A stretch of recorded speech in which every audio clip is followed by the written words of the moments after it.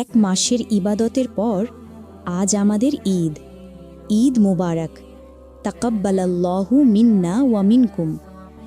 হৃদয়ের ভিতর একদিকে আনন্দ, অন্যদিকে একটা অজানা অনুভূতি। রমজান চলে গেল, কিন্তু আমরা কি বদলাতে পেরেছি? প্রিয় নবী মোহাম্মদ সাল্লাল্লাহু আলাইহি ওয়াসাল্লাম বলেছেন, প্রত্যেক জাতের নিজস্ব উৎসব আছে, আর এটাই আমাদের ঈদ। সহিহ বুখারী, সহিহ মুসলিম।